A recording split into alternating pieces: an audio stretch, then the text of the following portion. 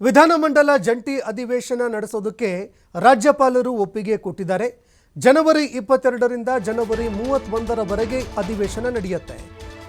ಇನ್ನು ನರೇಗಾ ವಿಚಾರಕ್ಕೆ ಸಂಬಂಧಪಟ್ಟಂತೆ ವಿಶೇಷ ಅಧಿವೇಶನ ಕರೆಯೋದಕ್ಕೆ ರಾಜ್ಯ ಸರ್ಕಾರ ಮುಂದಾಗಿತ್ತು. ನರೇಗಾ ಯೋಜನೆಗೆ ಸಂಬಂಧಪಟ್ಟಂತೆ ವಿಶೇಷವಾಗಿ ಅಧಿವೇಶನಕ್ಕೆ ಮುಂದಾಗಿತ್ತು ರಾಜ್ಯ ಸರ್ಕಾರ. ವರ್ಷದ ಆರಂಭದಲ್ಲೇ ವಿಶೇಷ ಅಧಿವೇಶನಕ್ಕೆ ತಾಂತ್ರಿಕವಾಗಿ ಅಡ್ಡಿ ಉಂಟಾಗಿದೆ.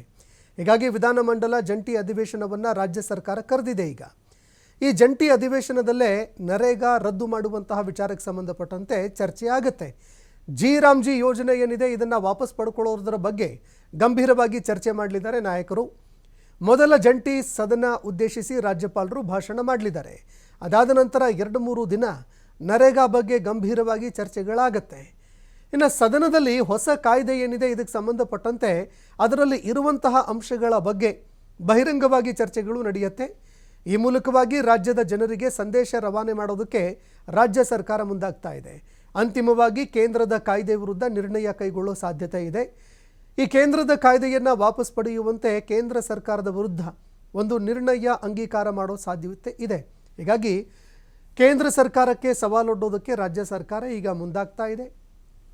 ರಾಮ್ಜಿ ಅನ್ನುವಂತಹ ಯೋಜನೆ ಏನಿದೆ ಕೇವಲ ಹೆಸರು ಬದಲಾವಣೆ ಮಾಡಿ ನಾವು ತಂದಿದ್ದಂತಹ ಒಂದು ಯೋಜನೆಯ ದಿಕ್ಕು ತಪ್ಪಿಸುವ ಕೆಲಸವನ್ನು ಮಾಡ್ತಾ ಇದ್ದೀರಿ ಅನ್ನೋ ಸಂದೇಶ ರಾಜ್ಯದ ಜನತೆಗೆ ಕೊಟ್ಟು ಹೊಸ ಯೋಜನೆ ಮಾಡಬಹುದಾಗಿತ್ತು. ನೀವು ರಾಮ್ಜಿ ಅನ್ನುವಂತಹ ಏನು ಹೆಸರಿದೆ ಇದರ ಮೇಲೆ ಒಂದು ಹೊಸ ಯೋಜನೆನೇ ಮಾಡಬಹುದಾಗಿತ್ತು.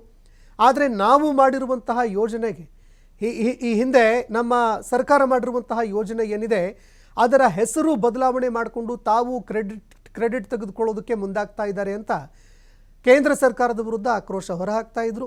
ಜೊತೆಗೆ ಇದು ನರೇಗಾ ಯೋಜನೆಯ ಕತ್ತು ಹಿಸುಕುವಂತಹ ಕೆಲಸ, ಬಡವರಿಗೆ ಕೆಲಸ ಸಿಗದಂತೆ ಮಾಡುವಂತಹ ಒಂದು ಹುನ್ನಾರ ಅನ್ನೋ ಒಂದು ಸಂದೇಶ ರವಾನೆ ಮಾಡೋದಕ್ಕೆ ರಾಜ್ಯ ಸರ್ಕಾರ ಮುಂದಾಗ್ತಾ ಇದೆ. ಇದರಲ್ಲಿ ಎಷ್ಟರ ಮಟ್ಟಿಗೆ ರಾಜ್ಯ ಸರ್ಕಾರ ಯಶಸ್ವಿಯಾಗತ್ತೆ ಅದನ್ನು ಕೂಡ ಕಾದು ನೋಡಬೇಕಾಗತ್ತೆ. ಯಾವ ರೀತಿಯಾಗಿ ಅದರ ಒಂದು ಕೆಲವು ತಾಂತ್ರಿಕ ಲೋಪದೋಷಗಳು ಜೊತೆಗೆ ಯೋಜನೆಯಲ್ಲಿ ಇರುವಂತಹ ಅಂಶಗಳೇನಿದ್ದಾವೆ ಅದನ್ನು ಯಾವ ರೀತಿಯಾಗಿ ಜನರ ಮುಂದೆ ಇಟ್ಟು ಅದನ್ನು ಸಮರ್ಥನೆ ಮಾಡಿಕೊಳ್ಳುತ್ತೆ ಅನ್ನುವಂಥದ್ದನ್ನು ನೋಡಬೇಕಾಗುತ್ತೆ.